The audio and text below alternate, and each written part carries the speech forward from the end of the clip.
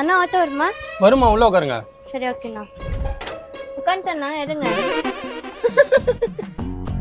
இங்க பாருமா, ஒரு 5-6 பேர் வந்ததுக்கு அப்புறம் தான் என்னால வண்டி எடுக்க முடியும். உன் ஒருத்தரை மட்டும் உட்கார வச்சு கூட்டு போனா எனக்கு கட்டுப்படி ஆகுமா? 5-6 பேரா? ஆட்டோலயே 3 பேர் தான் உட்கார முடியும். 3 பேர் சீட்ல உட்கார போறீங்க, ஒருத்தர் கம்பியில உட்கார போறாரு, மத்த 2 பேர் என் பக்கத்துல உட்காந்து வர போறாங்கம்மா. கொஞ்ச வெயிட் பண்ணுமா. அவங்களே எப்ப வந்து நான் எப்ப நான் வீட்டுக்கு போறது? அப்ப நீங்க என்ன பண்ணுங்க, அந்த 5-6 பேரோட காசை நீங்க கொடுத்துருங்க. நான் உன்னை தாராளமா கூட்டு போய் வீட்டாண்ட இறக்கிடுறேன். அப்படி இல்லையா கொஞ்ச நேரம் வெயிட் பண்ணுங்க. அதுவும் உங்களால பண்ண முடியலனாக்கா தயவு செய்து வேற ஆட்டோவை பார்த்துட்டு போயிடுங்க. அப்படியா?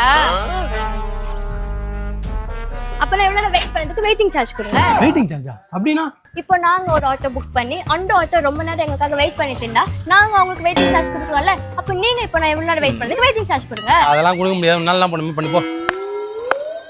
गाइस இப்போ பாத்தீங்கன்னா இன்னொரு நீ இவ்வளவு வெயிட் பண்ண வச்சிட்டு சொல்லிட்டாரு. உங்க கேமராமேன் இவ்வளவு நேரம் எங்கடா அந்த அதான்